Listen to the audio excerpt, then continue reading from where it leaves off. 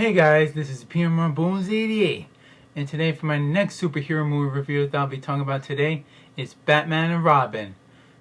The returning director is Joel Schumacher, who directed the last Batman movie, Batman Forever, and stars Arnold Schwarzenegger, George Clooney, Chris O'Donnell, who returned to play as Robin, Uma Thurman, and Alicia Silverstone.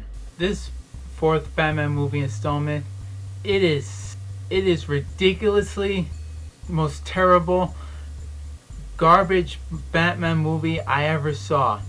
I mean, when I was a kid, yeah, this was a good Batman movie. It was so in action. Finally, we get to see Batman and Robin in action. But it turned out to be the most ridiculously stupid Batman movie ever. I mean, what was Joel Schumacher thinking about making Batman and Robin so serious, but it turned out to be a ridiculously goofy spoof movie, a spoof superhero movie, and just like turned out to be all comedy-ish, all cartoonish, all ridiculous, and even along with the suits. The intro, when we show Batman and Robin suiting up, and now when we see is their asses. Really, the asses? Do they have to show the asses? And they still have the nipples, and same with Robin's suit, the nipple as well. I mean, what were they thinking? What I say, they shouldn't just skip the ass, like seeing them suiting up with the gloves, spikes, their masks, and skip the ass, belt, cape, okay, fine. And along with showing with the gadgets and weapons they have to bring with them to go find out crime, you couldn't just shorten it out, because that was like way too long, and it was all an awful movie. It was awful. And technically, with all the characters and seeing George Clooney to play as Batman, he did not sound like Batman at all. Like, Batman is supposed to have this most dark and terrifying voice, and old George Clooney, he has this regular voice just saying, "Hi Freeze, I'm Batman." This was a complete mixture between of Adam West Batman, which I think this was, I mean, it was a good classic I've seen the show, but also the movie as well, and the combo of Batman the Animated Series. Now, I would leave it turn out to see that the cartoon and the 1960 of Adam West Batman, they were both good, but combining them, making the elements of between series and making the movie of Batman and Robin, I don't know what Joel Schumacher was thinking, but that was so wrong, and what he did was a terrible idea to make. And of course, the character, the villains, talking about Arnold Schwarzenegger, who plays as Mr. Freeze. All he ever did was talk about is either that has to deal with cold or freeze or ice, and that's all he ever talked about, saying, "Let's kiss some ice, you know, c'est la vie de cooler." Not a good Freeze villain. Bad lines, terrible acting, and they wouldn't have chosen either John Malkovich or Patrick Stewart. Or I would just say Patrick Stewart couldn't play as a good Mr. Freeze. But I wonder what he looked like with the suit on. Because Mr. Freeze, in the comics, Mr. Freeze, he's supposed to be a sinister, poetic villain. Not all steroid Arnold Schwarzenegger wannabe. Because the only thing he played as a good bad guy was in the Terminator. That was the only bad guy role he ever did. Playing as Mr. Freeze? Hell no. So all the elements and all the dialogues and all the art concept, it was so, I don't know what they were thinking, and it looks to me they was like rushing into production. That's what they were doing, rushing into production. And same with the suit. Joel Schumacher must have been saying, "Come on, let's do this. Let's make this film right now. Come on, let's just forget the suit and let's just roll this movie, make this movie right here, right now." That's what I'm thinking. He was interacting. And it looks to me, and along with the toy advertisement, that's what they were doing. They weren't making a film. They were doing like advertising the toys and the action figures, because they were all the same. Same with the suits and the Batmobile. Everything was all in toy advertising, and it did say so on the documentary of Batman and Robin when they were talking about the film and how they did was not so good, and realizing they were doing that toy advertising. With Uma Thurman playing as Poison Ivy, she did an alright role, but with all the suits that she was always wearing, the tights, either it's a tight dress or a tight jumpsuit, what she was wearing the second time when she's trying to helping Mr. Freeze to escape Arkham. And do with the hairstyle, what was with all that hairstyle? That almost looked like a 1960s hairstyle, but we all know that was probably a wig, or including the ending, almost the ending scene where she fights off with Batgirl wearing the red tight suit and tight pants, including with this, I don't know what kind of hairdo it was. It was flat out ridiculously, and I didn't even want to know why they did that. And another villain, of course, he was Bane. However, he was a giant Frankenstein monster, and all he does is Bane.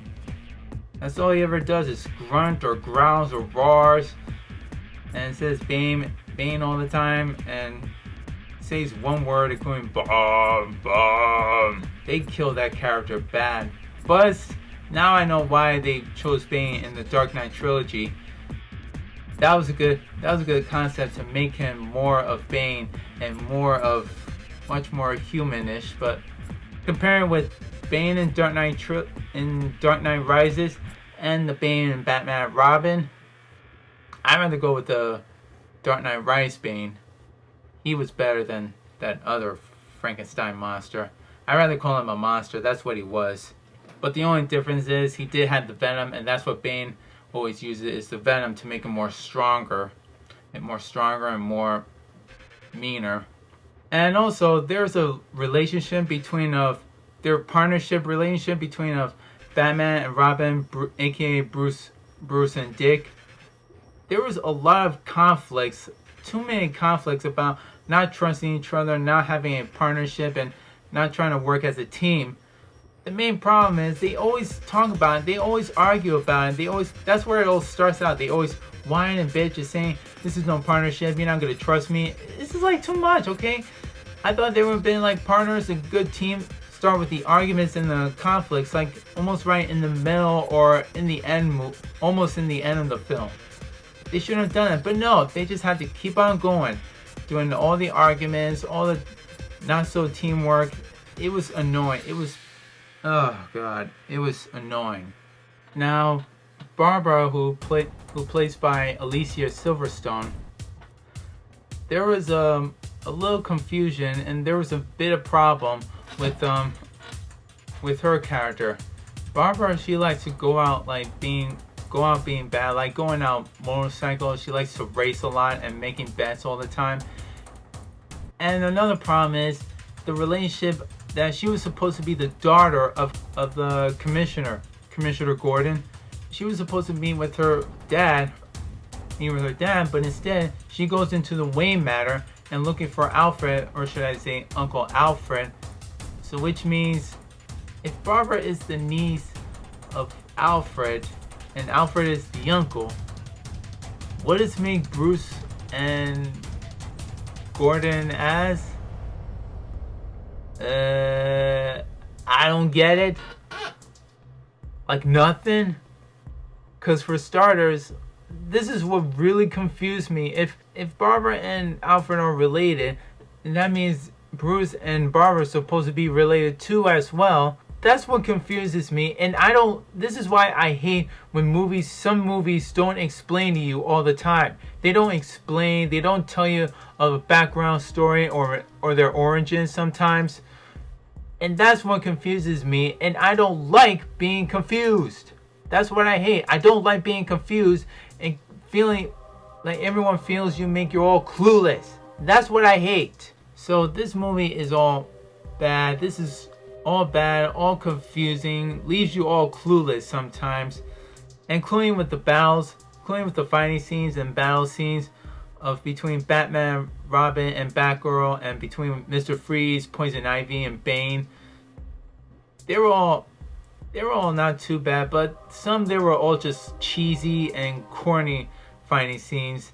Now for Batgirl's suit, Barbara now discovers the true identity of Batman and Robin, and that's where she starts suiting up, and of course we see her suit up as Batgirl, and of course they had to show us her ass.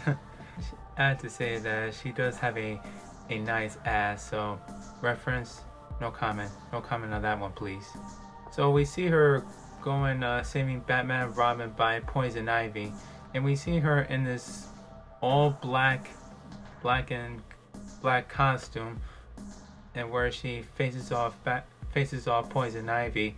So we see her in this costume just for a quick minute, and then up to almost throughout the movie we see her in her fully armor Batgirl suit, where all the dynamic trios go after Mr. Freeze.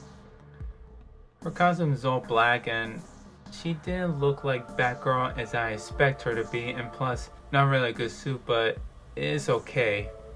And it goes same with Robin's suit. Robin's costume, he looks like the similarity of Nightwing. If you take away the cape and then you spray paint the Robin symbol blue, there you have, it's Nightwing. They shouldn't have used the Robin suit in Batman Forever. They could have just used that suit instead, like enhance it, like give it like a little bright red and bright green colors. So that would have been a good Robin. But no, they had to use that one. So once again, they were rushing into production. And bottom line, it was awful.